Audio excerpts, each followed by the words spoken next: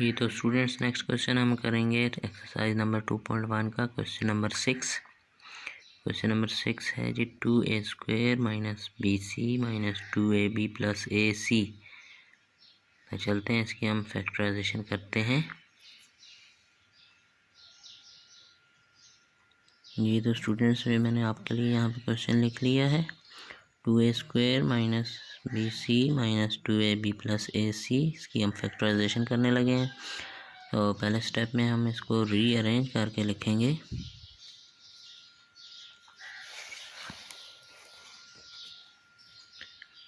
तो देखते हैं इसको किस तरह अरेंज करेंगे हम दोबारा। 2a², इसके बाद हम लिखेंगे माइनस 2ab और फिर हम लिखेंगे प्लस AC माइनस BC।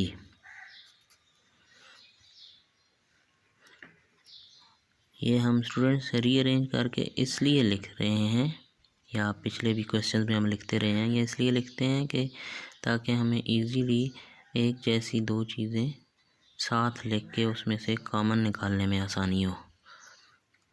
तो जब दो सिमिलर चीज़ें जब एक साथ आ जाएंगी उनमें से हम इजीली जो चीज़ कॉमन होगी वो हम कॉमन ले लेंगे। तो जैसे कि 2a² माइनस 2ab को हमने इकट्ठा लिख दिया, तो यहाँ से हम देखते हैं अभी हम कॉमन ले लेंगे 2a दोनों में कॉमन है तो उसको हमने कॉमन ले लिया। तो 2a यहाँ से कॉमन आया तो यहाँ बच गया a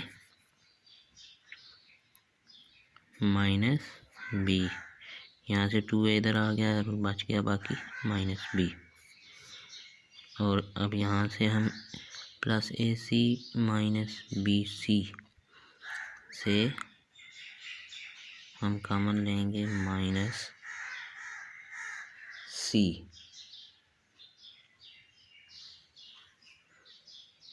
बल्कि प्लस C हम लेते हैं, प्लस C कॉमन ले लिया तो यहाँ बच गया A और यहाँ बच गया माइनस B। अब C को अगर इससे मल्टीप्लाई करते हैं तो प्लस AC माइनस BC। इसी तरह 2a को यहाँ से मल्टीप्लाई करेंगे 2a into a 2a² minus plus minus 2ab यहाँ पे आ जाएगा। ओके जी, अब हमने पहले स्टेप में कॉमन ले लिया। अब हम देखते हैं जी नेक्स्ट दो टर्म्स हमारे पास यहाँ पे आ गई हैं जो दोनों प्लस हो रही हैं। इनमें से अब कॉमन है हमारे पास a minus b। a minus b common ले लिया तो हमारे पास बाकी बच गया 2a plus c। 2a plus c। तो ये है हमारा क्वेश्चन नंबर 6 का answer students.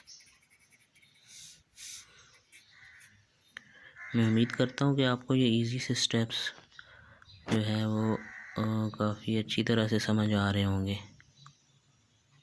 Best of luck, इसी तरह आप प्रैक्टिस करते रहिए। Thank you students.